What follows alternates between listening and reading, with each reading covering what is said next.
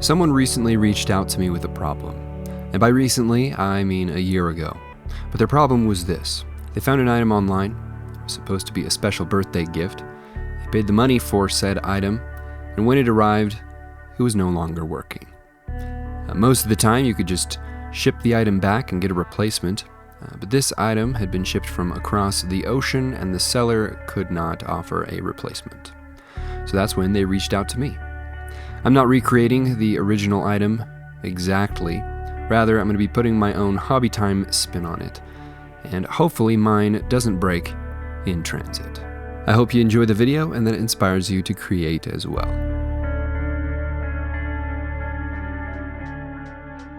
Now that you're caught up on the background of the project, I'll explain more about its contents as we go. For this diorama, I conveniently had a nice little wargaming tree that looked very similar to the shape of the trees found in the video game that this diorama is based off of. And in case you're not familiar with the video game based on the thumbnail, that would be Ori and the Blind Forest, or Ori and the Will of the Wisps. As you progress through the game, there are trees that Ori has to visit that contain little orbs of light. So I drilled a hole out, which I will be filling with some light later on. I did a little bit more pruning with my cutting pliers, and then it was time for some sculpting. The trees in the game are a little bit more gnarled and magical looking, so I mixed up some green stuff, which is a 2-part epoxy putty, and I sculpted it into the bark of the tree. After all the additional strands of green stuff had been added to the tree, I sculpted them to look more organic and fit in using a silicone sculpting tool. Once that was done, it was time to move on to the hillside. I bought a silicone mold online for this project, and it was still on its way, but I knew that the width on the inside was 8 inches. So with that information, I could begin cutting the foam. To get a nice clean 8-inch width on my foam pieces, I broke out my hot wire table. I set the width using a ruler. I then proceeded to cut 3 foam pieces to 8 inches wide, which I glued together and rounded off as one piece of foam into the shape of a hill. The first pass with the wire was just to get the rough shape, and then from there I grabbed my utility blade and carved away the rest. There was no need to be too perfect at this point. I needed a flat spot for the tree to sit on, so I went back and carved that out as well, followed by a slot on the back of the hill, which will allow the wires to pass up through into the tree and provide power to the light. After that, I sanded the hill smooth off camera and glued the tree in place. With the tree and the hill glued together, it was time to grab an old hobby mat because this next step was going to get messy. The hillside does not really look like it was made of earth at this point, which is why I needed Sculptamold. Sculptamold is a mix of various powders that go through a few different stages when you get it wet. During the first stage, it's a lot like oatmeal, and then after it's had some time to rest and dry a little bit, it becomes like very thick oatmeal. At this point, you can smear it around and smooth out the lumps. And then after 24 hours, it becomes like oatmeal that's been sitting for multiple days. While we wait for that to dry, let's sculpt Ori. For that, I'll be using some Super Sculpey. If you're wondering what Ori is a creature. A creature that kind of looks like a rabbit or a cat. It's a fun, whimsical design for a character whose job is to protect the forest from an encroaching darkness. From what I read online, Ori species bears resemblance and has characteristics of a few different animals, including a monkey, a goat, and a cat. While I was sculpting this, I was asked, what kind of Pokemon is that?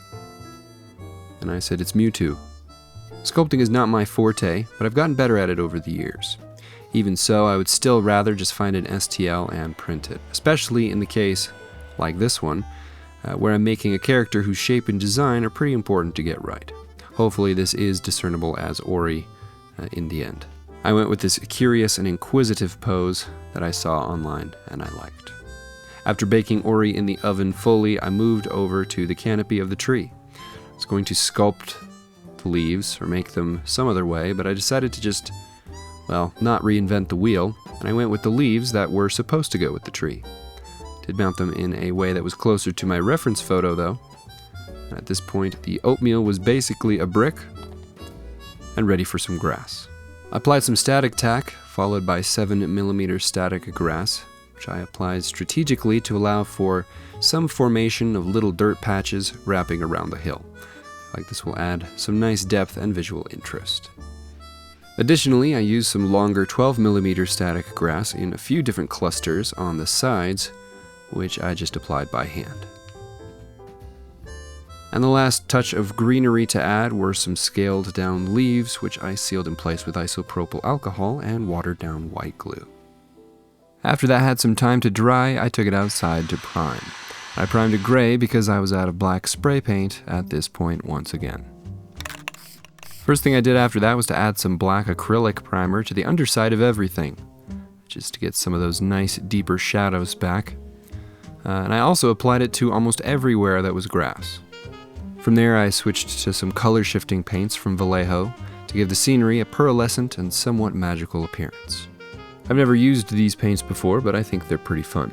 I used them as the base coats because the instructions said to apply over black for best results. Probably could have gotten away with applying them over any color, with slightly less good results, but still pretty good results. After the color shift paints had dried, I went in with standard colors, a little more control, to spruce up the pink canopy of the tree as well as the earth on the ground around the tree. I felt like that was looking pretty good, so it's time to move on to Ori. In the games, Ori glows. I wanted to achieve that with some kind of unique lighting effect, but I figured that a nice pure white would do a pretty good job of standing out in the midst of a bunch of non-white things. It's also made from clay, so unless I went back and 3D printed Ori in like a translucent white, there was no way of putting a light inside of him. After picking out the fallen leaves, the painting was done and I glued Ori in place, and I'm really happy with the way that this looks. Although, if it's not sealed, all this nice color will bleed into the resin. So I took it outside and I sealed it with a protective varnish. Not that that will be enough, but we'll discover that together later. For the glowing core of the tree, I decided to make my own little lens out of UV resin. After curing my little Mancala piece, I glued it in place and sealed the gaps with additional UV resin. I also went to the back of the diorama and sealed off the route that the wires will travel up to the hollow. I did my best to seal this off, but if it doesn't hold for some reason and resin seeps in there, I will just have to drill a new hole or something. But we can burn that bridge once we cross it. By this point, the silicone mold had arrived at the house and it was time to pour the resin. However, there was one issue to solve at this point, and that is that XPS foam is far less dense than resin. So if I just left it like this, it would absolutely float to the surface, which is a problem. So I'm going to be using some pins all the way through the side of the mold into the foam to keep it in place. And the silicone will seal around the pins, so there's no need to worry about it leaking. With that resolved, it was time to figure out the resin. The number one issue that will be run into for pours of this depth and volume is overheating, which can cause large bubbles and warping and cracking, all of which I have experienced. And there are a few ways to get around this, but not everybody has a spare fridge or freezer. I don't have a spare fridge or freezer. So the best bet that I have found is to use a very slow curing 2-part epoxy resin. The longer the cure time, the less likely it seems to be that you will have a massive exothermic reaction. The use of a fan is also helpful. I wanted a beam of light to be visible through the resin, so I mixed in the faintest amount of mica powder, which should be held suspended in the resin, like little bits of magical forest dust. And it's such a small amount, it's otherwise almost not even visible. I wanted the resin to be as free from bubbles as possible, so I threw it in my vacuum pot, and once it was completely flat, it was ready to pour.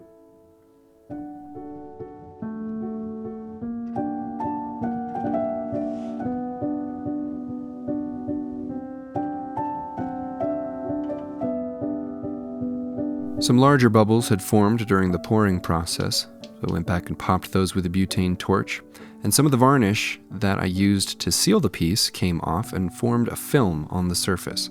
Thought about just moving it out of the way with the airbrush, but eventually decided to just soak it up using a paper towel instead. 3 days later, I checked back in and a few things had gone wrong. For one, the foam was definitely trying to float away. Those pins had worked, but the foam had pushed through the surface in a few spots, so I went back and poured one more layer of resin across the top, which did a pretty good job of fixing that problem. The other one is that some of the paint had bled, which ended up not being a problem because it ended up looking pretty cool in the end, so you'll see that in a little bit. While we wait for that second round of resin to cure, let's make the display box. I wanted the box to follow the contour of the resin. I couldn't find anything online, so I decided I had to make one instead. The problem at this point is that I'm mostly set up for working with only very, very small amounts of wood. And this is by no means a huge amount of wood, but it did push my setup to its limits. I purchased a lot of equipment with scale models and miniatures in mind, not woodworking, so when I'm faced with normal uses for small tools, things can get a little bit tight. And speaking of tight, after layering up all my glue and wood pieces, I clamped them together nice and tight.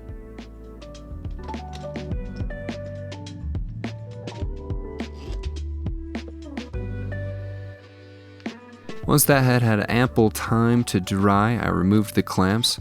The next step was to trace out the shape that I needed using some measurements that I transferred from my sketchbook.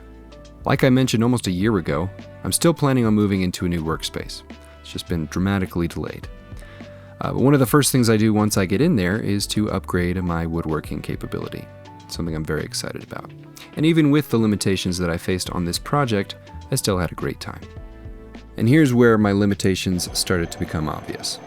Well, the guidepost can be raised to 3.5 inches on my bandsaw. The power of the motor was definitely struggling to cut this much material. I did get it to do its job eventually, but I choked the motor multiple times and the blade bounced off the wheels twice. So let's just say I was lucky to get through this section with a working bandsaw. As rough as the bandsaw work was, it was nothing a little bit of sanding couldn't mostly work out. In addition to the orbital sander, I found these cool sanding drums that worked with a drill to clean up the inside radius of the frame. Another thing my current setup isn't good for is sawdust. I create a decent amount of dust with what I normally do, but it pales in comparison to working with wood. After drilling a pilot hole in the top of the arch, I switched to a hole saw and drilled a 2-inch hole all the way through. The hole was not quite wide enough for the light that I had chosen, so I went back with the sanding drum and widened it just a hair more. The light that I chose is one of those sunlight imitation lamps, which will hopefully cast a nice beautiful beam down on the scene. It can also change colors, which means it has a little IR receiver on the side that I had to account for. So I made the hole just bigger than it needed to be, and I patched up all the extra space around the light and helped hold it in place with some epoxy putty. And because of the light and the putty and my decision to mount it the way I did, I decided at this point that I was going to paint the arch black rather than leave it as wood. I feel like the black paint will help blend everything together, and I myself am also not sure if I like that decision. I'm sure the comments will be filled with people saying I should have left it wood, but in the future, I'll probably experiment with leaving more things looking like wood once my woodworking abilities have improved. After routing a channel for the wire to travel down to the base, glued the final layer of wood on the back and I clamped it in place. Once the glue had cured and those pieces of wood were never going to be separated again, I took off the clamps. It was time to trim off the excess. Like I said before, the max blade height on my bandsaw is 3.5 inches. This final piece pushed the height of the wood to 3.75 inches, meaning I could not use the bandsaw. So I had to use a flush trim bit on my router to carve the wood, which ended up being pretty rough, but also nothing that sanding can't fix. And speaking of routers, off camera I also routed out this base that everything will sit on. I continued the path of the wire from the vertical section down onto the horizontal one, which was actually unnecessary because I went back and continued the channel on the underside of the vertical piece, but that's okay. By this point, another 3 days had gone by, so we'll stop working on the box for a second and return to the resin, which in spite of a few hiccups along the way, had turned out pretty great. First thing I had to do to get this out, of course, was to remove those pins, and some of them came out a little easier than others. After that, I threw on some gloves and peeled the silicone away from the resin. And it's hard to see here, but the paint that had bled off the base actually became some beautiful swirly clouds suspended around the tree. So in the end, it almost looked intentional, and I am not complaining about that. The moment of truth arrived to see if my little pathway had survived the resin pour, so I broke out my Dremel and I cut away the bottom.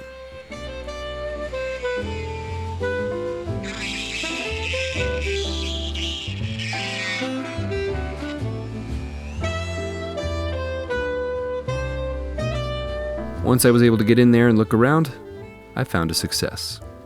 As you can see here, the pathway, all the way up to the inside of the tree, is completely clear and ready for a light. I ordered some nice bright blue LEDs, which I wrapped in polyester fiber fill to diffuse the light, and I think that worked perfectly.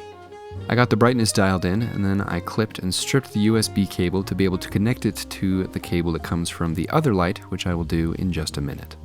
Before I get everything wired up, it was time to finish the box. I wanted to paint a backdrop that would be visible through the back of the resin, so I took my box outside and primed the inside white to give myself a blank canvas to work on. Once the white primer was mostly fully dry, it was time to start painting. So I broke out the airbrush again, and I changed directions multiple times while I was painting, because I couldn't decide what I actually wanted the background to look like. I messed up a couple times, so I went back and repainted the entire thing. And then I was taking it outside and I touched it with my glove and I ruined it, so I just decided to paint the whole thing black and start from scratch again. In the end, the background is actually barely visible, given the way that this is lit, so it wasn't worth spending too much further time on. But it was now finally time to wrap this thing up. I stripped the wires from the sunshine light, got all the positives and negatives exposed and ready to be soldered together. After everything had been soldered, I wrapped up those connection points with some heat shrink, and I tucked everything away in preparation for the final base installation. And just in case any of this needed to be accessed again, I attached the base using some screws. It's always a good idea to use pilot holes so as not to split the wood. The last thing I did was to drive some screws up through the base into the resin itself to keep it snugly in place, and after that, I called it good.